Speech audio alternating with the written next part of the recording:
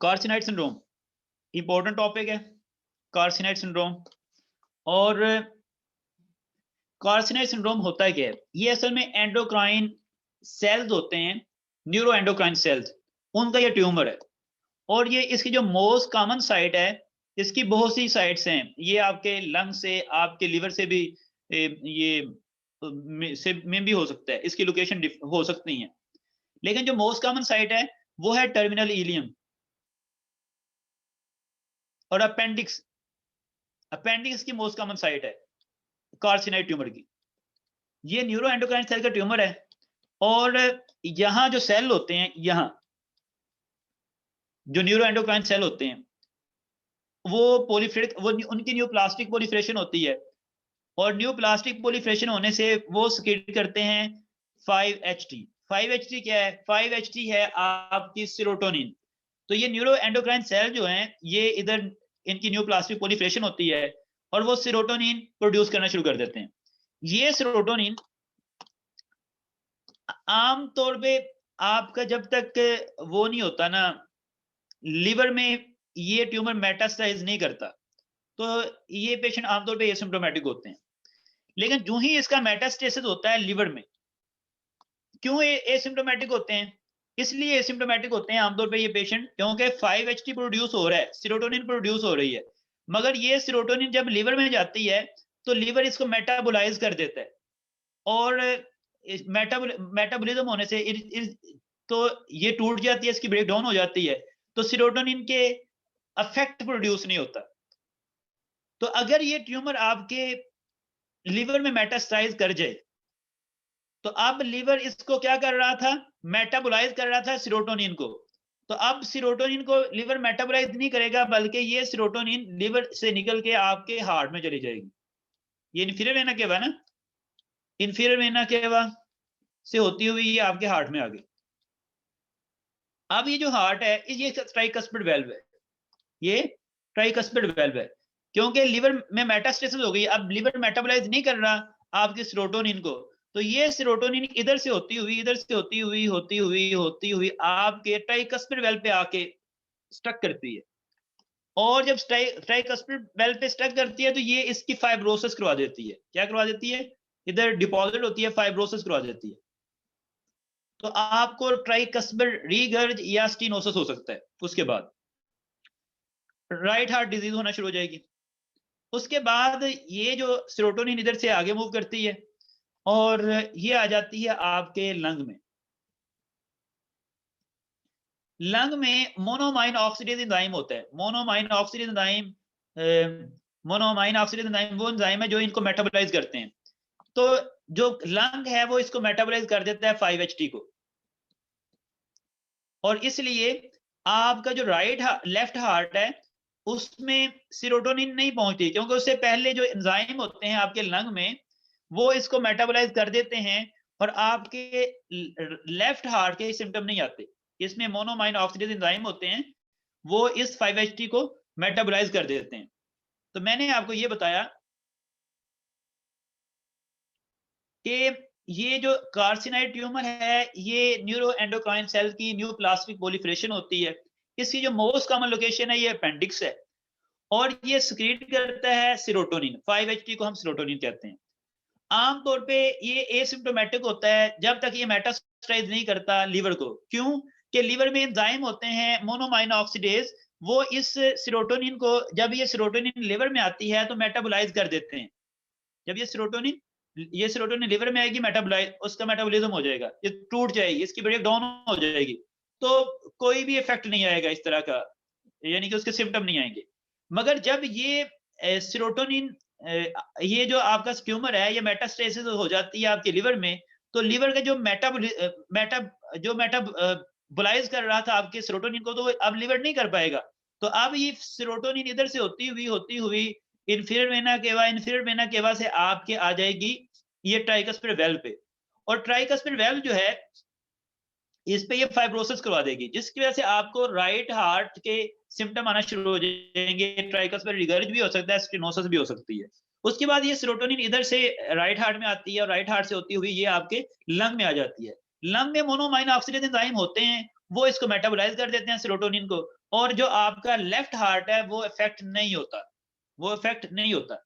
अब ये जो आपकी सेरोटोनिन है ये करती क्या है, सिम्टम कौन से आएंगे? सिम्टम ये आते हैं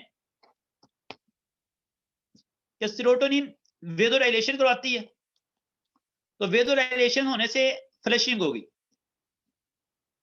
स्किन पे फ्लशिंग होगी। और क्या, इसके अलावा जो आपकी सेरोटोनिन है वो जीआई मोटिलिटी को इंक्रीज करती है, और जीआई मोटिलिटी इंक्रीज होने से आपको डायरिया हो जाएगा। इसके अलावा सेरोटोनिन क्या करती है, इसके अलावा सेरोटोनिन आपके जो लंग है उधर ब्रोंको कंस्ट्रिक्शन करवाती है, जिसकी वजह से आपको शॉर्टनेस ऑफ ब्रेथ हो जाएगी। तो ये जो पेशेंट होता है इसको सिम्टम क्या आते हैं, फ्लशिंग होती है, उसकी जो ब्लड वेसल होती हैं वो वेदोडाइलेट कर जाती हैं, जीआईटी मोटिलिटी इंक्रीज होने से उसको डायरिया हो जाता है, और ये सेरोटोनिन ब्रोंको कंस्ट्रिक्शन करवाती है, उसको शॉर्टनेस ऑफ ब्रेथ होती है, उसको शॉर्टनेस ऑफ ब्रेथ होती है। और आपको ये पता होना चाहिए कि ये जो आपका सेरोटोनिन ये बनती किससे है, सेरोटोनिन बनती है ट्रिप्टोफैन से, ट्रिप्टोफैन, सेरोटोनिन किससे बनती है, ट्रिप्टोफैन से। और जो ट्रिप्टोफैन से जब सेरोटोनिन इधर ट्यूमर में सेरोटोनिन ज्यादा बन रही है, ट्रिप्टोफैन से आपका विटामिन B3 भी बनता है, B3 नियासिन भी बनता है, नियासिन, उसे हम नियासिन कहते हैं ना। तो जब आपका ट्रिप्टोफैन सारा का सारा चला जाएगा सेरोटोनिन की तरफ, क्योंकि सेरोटोनिन बहुत प्रोड्यूस हो रहा है, तो आप में डेफिशिएंसी हो जाएगी आपके विटामिन B3 की। तो जब विटामिन B3 की डेफिशिएंसी हो तो आपको क्या होता है, कौन सी डिजीज होती है, प्रोटेक्टर, कौन सी डिजीज होती है जी, 3D होते हैं उसमें, प्लेजरा। तो आपको प्लेजरा हो जाएगा। इसमें क्या होता है, 3D, डायरिया, डिमेंशिया और डर्माटाइटिस, और फिर एक डी और लगा लें तो डेथ भी कर दें लेकिन diarrhoea, dementia, diarrhoea, dementia, dermatitis, तो इसको डायरिया, डिमेंशिया, डर्माटाइटिस भी हो जाएगा, प्लेजरा भी हो जाएगा। तो ये इसके सिम्टम हैं आपके। तो अब इसमें जो प्रॉब्लम है वो है सेरोटोनिन का लेवल बहुत हाई होता है। सेरोटोनिन जब टूटती है लंग में तो इससे बनता है 5 hydroxy indole P5HIAA, 5 hydroxy indole acetic acid. तो ये आपकी यूरिन में आएगा, तो यूरिन में आप इसको चेक कर लेंगे तो आपका डायग्नोसिस में ये हेल्प करेगा। ये अब जहां तक इतना समझ आ गया आपको, जितना समझाया अभी, ये कब से देखें, जो आपकी क्रोन डिजीज है और अल्सरेटिव कोलाइटिस, इसको हम कहते हैं दोनों को इन्फ्लेमेटरी बाउल डिजीज। जो इन्फ्लेमेटरी बाउल डिजीज है इसमें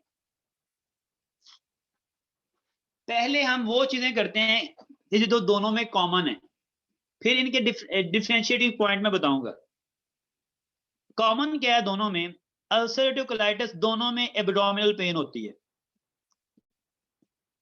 ठीक है, और डायरिया होता है दोनों में। लेकिन जो अल्सरेटिव कोलाइटिस का डायरिया होता है वो ब्लडी होता है, और जो क्रोन डिजीज का डायरिया है वो वाटरी होता है।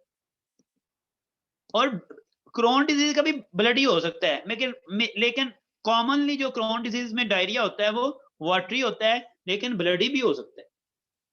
वेट लॉस दोनों में होता है। फिर है ये है इंटेस्टाइनल मैनिफेस्टेशंस इनकी, कि एब्डोमिनल पेन होती है दोनों में, डायरिया होता है, ब्लडी होता है, अल्सरेटिव कोलाइटिस में वाटरी होता है आपकी क्रोन डिजीज में, फिर वेट लॉस होता है। ये तो इंटेस्टाइनल मैनिफेस्टेशन।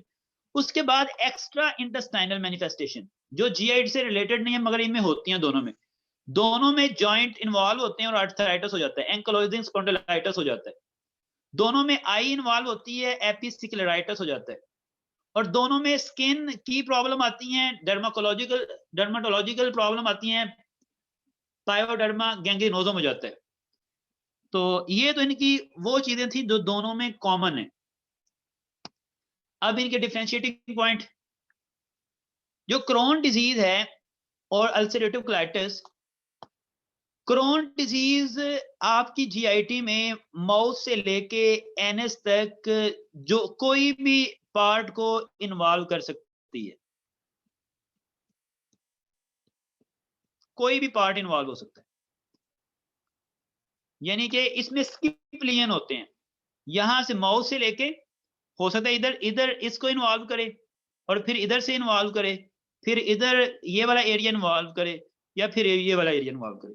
मोस्ट कॉमन जो एरिया ये करती है वो होता है टर्मिनल इलियम, ये इसकी मोस्ट कॉमन साइट है। और जिसको ये स्पेयर रखती है, जहां जीआईटी को ये कुछ नहीं करती, इन्वॉल्वमेंट नहीं करती, वो रेक्टम है। रेक्टम इसमें स्पेयर होती है, और ये बहुत अहम बात है, ये एमसीक्यू है सारे। रेक्टम जो है वो स्पेयर होती है इसमें, रेक्टम,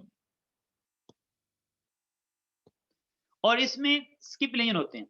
दूसरी जो सबसे अहम बात है वो ये है कि हमने कहा था ये जो आपकी क्रोन डिजीज है, इसमें जो जीआईटी है वो ट्रांसम्यूरल इन्फ्लेमेशन होती है। ट्रांसम्यूरल मतलब ये कि तीनों लेयर, ये जीआईटी है आपकी, और इसकी पहले होती है म्यूकोजा, फिर सब म्यूकोजा, फिर मस्कुलस एक्सटर्ना, और ये तीनों लेयर की ट्रांसम्यूरल इन्फ्लेमेशन होती है।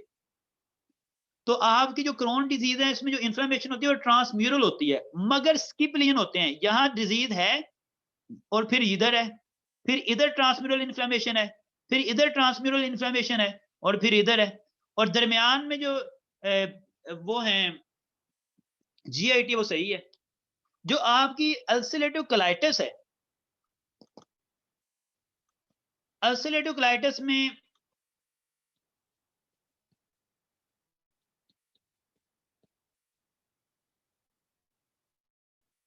जो इन्वॉल्वमेंट होती है वो आपके सिर्फ और सिर्फ होती है कोलोन की, बाकी स्मॉल इंटेस्टाइन की नहीं होती, सिर्फ कोलोन की इन्वॉल्वमेंट होती है, उसकी इन्फ्लेमेशन होती है।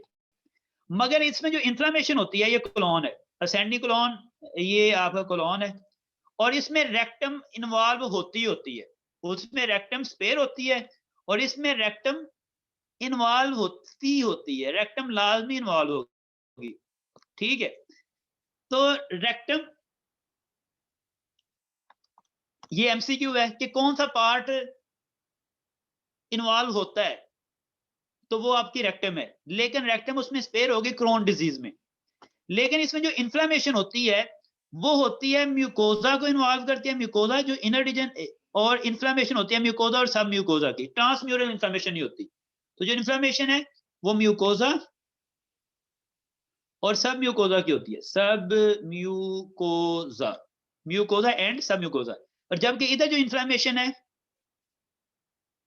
वो ट्रांसम्यूरल होती है, ट्रांसम्यूरल।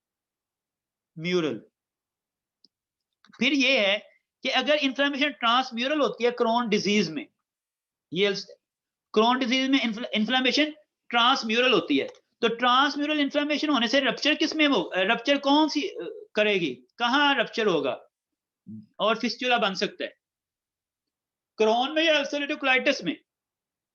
तो जहां ट्रांसम्यूरल इन्फ्लेमेशन है वहां रप्चर होगा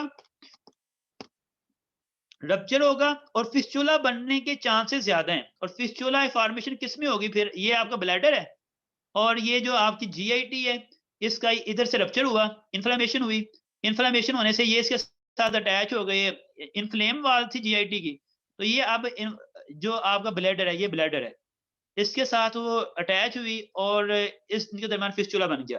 तो फिस्टुला किस में बनता है, आपकी क्रोन डिजीज में, फिस्टुला क्रोन डिजीज में बनता है।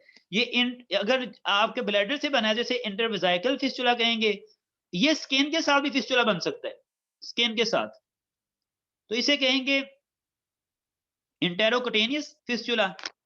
और जीआईटी के अपने जो पार्ट हैं, जीआईटी के जो अपने पार्ट हैं, उनके दरमियान में फिस्टुला बन सकता है और उसको कहेंगे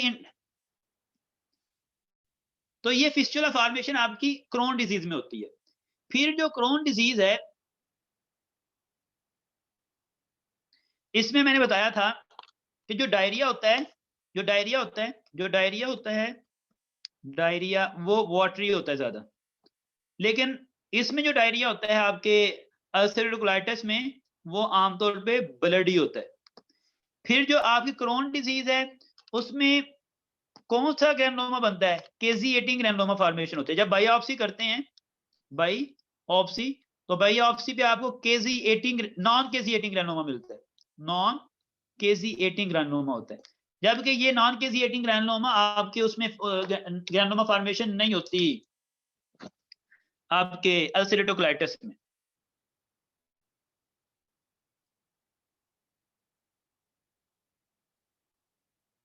जो आपका है अल्सरेटिव कोलाइटिस, एक तो उसमें ब्लडी डायरिया होता है, दूसरा जब आप सीरोलॉजी करते हैं तो ये पी एन का पॉजिटिव होती है, इसकी एसोसिएशन है। इसमें क्या पॉजिटिव होता है? पी एन का पॉजिटिव होता है, ये पी एन का पॉजिटिव होता है, पी एन का। और इसकी एसोसिएशन है कि ये एसोसिएशन है, एसोसिएशन का मतलब ये होता है कि जब अल्सरेटिव कोलाइटिस होता है तो उस बंदे को ये भी होता है आमतौर पे, तो उसे हम कहते हैं एसोसिएशन। तो काज नहीं है मगर एसोसिएटेड होता है कि जिन लोगों को अल्सरेटिव कोलाइटिस होता है, उन लोगों को प्राइमरी स्क्लेरोसिंग कोलिंजाइटिस भी हो जाता है, प्राइमरी स्क्लेरोसिंग कोलिंजाइटिस भी हो जाता है, कोलिंजाइटिस। तो फिर एक और अहम बात ये है, बहुत अहम बात ये, अगर तो पेशेंट ये आपका डिसेंडिंग कोलोन में अल्सरेटिव कोलाइटिस है, तो इसके कैंसर में जाने के चांसेस कम होते हैं। और अगर किसी को लेफ्ट साइड का अल्सरेटिव कोलाइटिस है, लेफ्ट साइड का कब, अच्छा, और एक बात ये कि ये जो आपका लीन होते हैं अल्सरेटिव कोलाइटिस में, ये कंटिन्यूअस होते हैं, कंटिन्यूअस, यानी कि ये जो इन्वॉल्वमेंट लीन, स्किप लीन नहीं होंगे, कंटिन्यूअस लीन होंगे, कोई एरिया स्किप नहीं करेगा। तो स्किप लीन होते हैं आपके अल्सरेटिव कोलाइटिस में। और अगर आपका राइट कोलोन इन्वॉल्व हो, ये वाला कोलोन इन्वॉल्व हो गया, तो कैंसर के रिस्क बढ़ जाता है अगर आपका राइट कोलोन इन्वॉल्व हो गया। जबकि जो क्रोन डिजीज है, इसमें कैंसर का कोई चांस नहीं होता, कैंसर के चांस होता है मगर बहुत लेस होता है, बहुत लेस होता है, आम पॉपुलेशन से ज्यादा होता है मगर लेस होता है। तो चलें जी, अभी इसे पढ़ते हैं। जो क्रोन डिजीज है उसमें एनी पोर्शन, कोई भी पोर्शन इन्वॉल्व हो सकता है इन आपके माउथ से लेके एनस तक। और मोस्ट कॉमन साइट जो है वो टर्मिनल इलियम है। और इसमें स्किप लीजन होते हैं, इसमें स्किप लीजन होते हैं, मगर रेक्टम इन्वॉल्व नहीं होती। रेक्टम इन्वॉल्व होती है ऑलवेज आपकी रेक्टम ऑलवेज इन्वॉल्व होती है अल्सरेटिव कोलाइटिस में। और इसमें जो लीजन होते हैं वो कंटिन्यूअस होते हैं, यानी कि स्किप लीजन नहीं होते, इन्वॉल्वमेंट जो होती है वो कंटिन्यूअस होती है। फिर ये है कि ग्रॉस में जब आप देखते हैं तो क्रोन डिजीज में ट्रांसम्यूरल इन्फ्लेमेशन होती है, सारी वाल की इन्फ्लेमेशन होती है और इसमें फिस्टुला बनता है। कोबलस्टोन म्यूकोजा होता है। कोबलस्टोन म्यूकोजा क्या होता है? कोबलस्टोन म्यूकोजा ये होता है कि ये आपकी है जीआईटी, और इधर ट्रांसम्यूरल इन्फ्लेमेशन हुई पड़ी है, ये ट्रांसम्यूरल इन्फ्लेमेशन है, और ये पार्ट सही है, और यहां से फिर ट्रांसम्यूरल इन्फ्लेमेशन है, यहां से फिर ट्रांसम्यूरल इन्फ्लेमेशन है। तो जिस तरह वो स्टोन नहीं लगे होते, तो आपने कभी देखा होगा स्टोन लगे होते हैं, यहां से थोड़ा सा बाढ़ होता है, ये नॉर्मल है, और यहां से वो सीमेंट होता है, वहां डिप्रेशन होती है, फिर आगे एक पत्थर और लगा होता है, स्टोन लगा होता है, फिर आगे वो जो है ना वो सीमेंट होता है और उसमें वो डिप्रेशन होती है, और फिर आगे एक पत्थर और लगा होता है। तो इस तरह की अपीयरेंस होती है। क्यों होती है? कि ये नॉर्मल म्यूकोजा है, यहाँ इन्फ्लेमेशन होने से एट्रोफी हो चुकी है, ये नॉर्मल म्यूकोजा है, यहाँ इन्फ्लेमेशन होने से एट्रोफी हो चुकी है। तो जो अपीयरेंस होती है जब आप माइक्रोस्कोपी में देखते हैं, एंडोस्कोपी में देखते हैं, तो आपको जो म्यूकोजा होता है उसकी अपीयरेंस कोबल स्टोन नजर आती है, कोबल स्टोन म्यूकोजा होता है। क्रीपिंग फैट होती है, क्रीपिंग फैट ये होती है कि जब ट्रांसम्यूरल इन्फ्लेमेशन होती है, ये आपकी जीआईटी है। तो जब ट्रांसम्यूरल इन्फ्लेमेशन होती है और इस यानी कि ये एक वाल है और इसकी ट्रांसम्यूरल इन्फ्लेमेशन हुई, ट्रांसम्यूरल इन्फ्लेमेशन के बाद हीलिंग होनी होती है और जब हीलिंग होती है तो फाइब्रोसिस होती है। तो जब हीलिंग होने के बाद यहाँ पहले इन्फ्लेमेशन हुई ट्रांसम्यूरल क्रोन डिजीज में, उसके बाद हीलिंग हुई, फाइब्रोसिस हुई और जब हीलिंग होती है तो ये यहाँ जो पास इसके फैट पड़ी होती है ना, फैट, ये फैट टिश्यू पड़ा हुआ है, ये हीलिंग जब स्कार टिश्यू बनता है तो वो उसको अपनी तरफ खींच लेता है, तो उस पर स्ट्रेच आता है, तो जो फैट है वो इसके साथ चिपक जाती है, इस एरिया के साथ जहां वो इन्फ्लेमेशन होने के बाद फाइब्रोसिस हो गई है, हील हो गया है, तो वहां फाइब्रस टिश्यू बना है, उसने जो नियर बाई फैट है उसको अपनी तरफ खींच लिया, ऐसे कहते हैं क्रीपिंग फैट। और ये क्रीपिंग फैट आपको मिलती है उसमें क्रोन डिजीज में, बावल और स्टिंग साइन होता है। स्टिंग साइन जब आप बेरियम स्वेलो करते हैं तो क्योंकि ट्रांसम्यूरल इन्फ्लेमेशन होती है तो यहाँ ट्रांस ये आपकी है स्मॉल इंटेस्टाइन, और अब मैं बताने लगा हूँ बाउल वाल एक थिक हो जाती है, स्ट्रिंग साइन आता है कि जब यहाँ से आपका इन्फ्लेमेशन हुई और इन्फ्लेमेशन होने के बाद फाइब्रोसिस हो गई तो ये ल्यूमन नैरो हो जाता है। तो जब बेरियम स्वेलो करते हैं तो आपको नैरो ल्यूमन मिलता है, कहीं नैरो ल्यूमन होता है और कहीं वो सही ल्यूमन होता है, तो जहां नैरो होता है उसे कहते हैं स्टिंग साइन, बेरियम स्वेलो भी मिलता है। और लीनियर अल्सर बनते हैं और फिशर बनते हैं। अब जब आप हिस्टोलॉजी करते हैं, माइक्रोस्कोपी करते हैं, तो आपको नॉन केजिएटिंग ग्रैनुलोमा मिलता है। ये तो बहुत अहम एमसीक्यू है, क्रोन डिजीज में नॉन केजिएटिंग ग्रैनुलोमा होता है और इसमें मेल एब्जॉर्प्शन होती है, आप मेल न्यूट्रिशन में होती है, वो तो दोनों में होती है, डायरिया दोनों में होता है। फिस्चुला फॉर्मेशन आपको पता है ट्रांसम्यूरल इन्फ्लेमेशन होने की वजह से क्रोन डिजीज में ही होती है। इंटेरोजाइकल फिस्चुला बनता है, यानी कि आपकी इंटेस्टाइन आपके ब्लैडर के साथ फिस्चुला बना लेती है, और फिर यानी कि ये आपकी इंटेस्टाइन है और इसका फिस्चुला बन गया है ब्लैडर के साथ, और ब्लैडर में आपको फीकल मैटर आएगा और एयर आएगी, नीमाचूड़िया होगा। उसके बाद है इंटेस्टाइनल, इसमें डायरिया होता है मगर डायरिया वाटरी होता है, ब्लडी नहीं होता।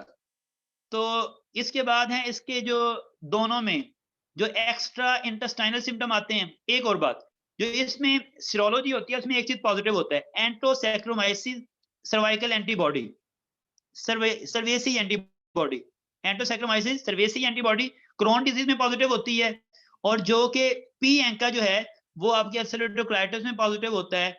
और ये स्क्लेरोसिंग कोलिंजाइटिस किसके साथ एसोसिएशन है स्क्लेरोसिंग कोलिंजाइटिस की, वो आपकी अल्सरेटिव कोलाइटिस के साथ है।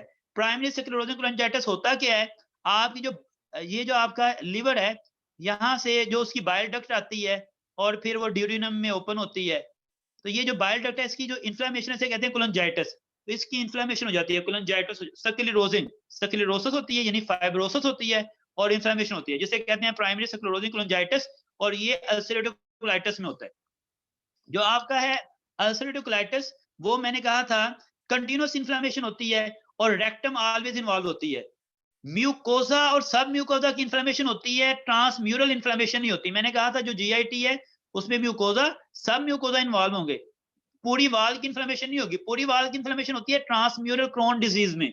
और जब आप माइक्रोस्कोपी करते हैं तो आपको फ्राइएबल म्यूकोजा मिलता है और इसमें होस्टा लॉस हो जाते हैं। होस्टा किसे कहते हैं, ये जो आपका है ना असेंडिंग कोलॉन, फिर ये डिसेंडिंग कोलॉन, तो इसके होस्टा बने होते हैं, ये होस्ट हैं। जब अल्सरेटिव कोलाइटिस में इन्फ्लेमेशन होती है तो ये होस्ट्रा इस तरह हो जाते हैं, सीधे सीधे, ये नहीं कि लॉस हो जाते हैं, होस्ट्रा लॉस हो जाते हैं। तो इसे कहते हैं लेड पाइप साइन, कि लेड का जो पाइप होता है उसमें कोई होस्ट्रा नहीं होता, यानी कि उसमें कोई वो उबार नहीं होता। तो उस तरह के आपका जब आप एक्सरे करवाते हैं तो आपको कोलॉन उस तरह के मिलता है। इसमें क्रिप्ट एब्सेस बनते हैं। क्रिप्ट एब्सेस ये होते हैं कि ये जो होता है ना आपका म्यूकोजा, इसमें डिप्रेशन होती हैं। जो म्यूकोजा होता है ना जीआईटी का, उसमें छोटी-छोटी डिप्रेशन होती हैं, इस तरह डिप्रेशन होती हैं। तो ये होते हैं, इन्हें कहते हैं क्रिप्ट्स। और इधर इसमें आपके अल्सरेटिव कोलाइटिस में क्रिप्ट एब्सेस बन जाते हैं। मतलब ये है कि उनमें जाके न्यूट्रोफिल हैं वो डिपॉजिट करते हैं, उनकी वो इन्फ्लिट्रेशन हो जाती है, जिसे हम कहते हैं क्रिप्ट एब्सेस, और इसमें ब्लीड होता है। और आपको बताया कि ये इसमें ब्लडी डायरिया होता है, ये मैंने आपको बताया था। कॉम्प्लिकेशन क्या है? फुलमिनेंट कोलाइटिस हो सकता है और मेगा कोलोन हो सकता है। मेगा कोलोन क्या होता है? टॉक्सिक मेगा कोलोन ये होता है कि ये जो आपका कोलोन है, इसकी इन्फ्लेमेशन होने से ये इसकी इन्फ्लेमेशन हो जाती है। क्यों? इन्फ्लेमेशन हुई और फिर इसकी मूवमेंट लॉस हो गई और मूवमेंट लॉस होने से आपकी जो फूड है वो भी इधर अक्यूमुलेट हो गई और इन्फ्लेमेशन बढ़ती गई। इसे कहते हैं टॉक्सिक मेगा कोलोन। क्यों होता है कि आपकी जो इस इन्फ्लेमेशन होने की वजह से जो कोलोन की मूवमेंट है वो लॉस हो जाती है और फिर इधर फीकल मैटर अक्यूमुलेट होता है और टॉक्सिक मेगा कोलोन हो जाता है, इन्फ्लेमेशन हो जाती है। पैनकोलाइटिस भी होता है। पैनकोलाइटिस कहते हैं आपका जितना भी ये आपका ये है आपका असेंडिंग इधर से लेके ये डिसेंडिंग कोलॉन है, ये असेंडिंग कोलॉन है और ये ट्रांसवर्स कोलॉन। तीनों पार्ट का अगर इन्फ्लेमेशन हो जाए तो उसे हम कहते हैं पैनकोलाइटिस। और पैनकोलाइटिस में आपका टॉक्सिक मेगा कोलॉन होता है और पैनकोलाइटिस में कैंसर के चांस बढ़ जाते हैं। अब ये है आपका अल्सरेटिव कोलाइटिस और क्रोन डिजीज। जो अल्सरेटिव कोलाइटिस है उसमें रेक्टम ऑलवेज इन्वॉल्व होती है और यहाँ का जो लियन है वो कंटिन्यूस होता है, कंटिन्यूस फैशन होता है, यानी कि लियन हुआ उसमें स्किप नहीं आता। ये कोलॉन इन्वॉल्व हुआ। तो लियन इधर से चलते हैं, इधर से इन्फ्लेमेशन होती है म्यूकोजा और सब म्यूकोजा की, सब म्यूकोजा। तो ये इन्फ्लेमेशन चलती जाती है, ट्रांसफर कंटिन्यूस लियन होता है इसमें। और इन्फ्लेमेशन अल्सरेटिव लिमिटेड टू, जो इन्फ्लेमेशन होती है वो म्यूकोजा और सब म्यूकोजा तक होती है, सुपरफिशियल इन्फ्लेमेशन होती है। जबकि इधर जो इन्फ्लेमेशन है वो ट्रांसम्यूरल इन्फ्लेमेशन होती है और इस वजह से फिस्टुला फॉर्मेशन होती है इसमें क्रोन डिजीज में। क्रोन डिजीज में जीआईटी का कोई भी पोर्शन इन्वॉल्व हो सकता है और इन्फ्लेमेशन कौन सी होगी? ट्रांसम्यूरल होगी, मगर रेक्टम हमेशा स्पेयर रहती है, रेक्टम उसमें इन्वॉल्व नहीं होती पर्टिकुलरली। और इसमें डिसकंटिन्यूअस मैनर में लियन होते हैं। मतलब ये कि ये जीआईटी है तो इधर लियन था, इधर लियन है, ये है स्किप लियन। कब कहीं लियन है फिर सही है, इन्फ्लेमेशन है फिर इन्फ्लेमेशन सही है, मगर इन्फ्लेमेशन है ट्रांसम्यूरल, पूरी वाल जो है उसकी इन्फ्लेमेशन हुई पड़ी है, इसे हम कहते हैं स्किप लियन। हिस्ट्री और एग्जामिनेशन में आपको क्या मिलता है? हिस्ट्री और एग्जामिनेशन में आपको ब्लडी डायरिया अल्सरेटिव कोलाइटिस में, और जो दूसरा है वाटरी डायरिया, ये आपको मिलता है क्रोन डिजीज में। तो दोनों की कॉमन फाइंडिंग क्या है? दोनों में डायरिया होता है, मगर इसमें ब्लडी है और इसमें वाटरी है। इसमें लो एब्डोमिनल क्रैम्प ये दोनों में होते हैं। टेनिसमस जो है ये इसमें होता है अल्सरेटिव कोलाइटिस में। ये क्या है? ये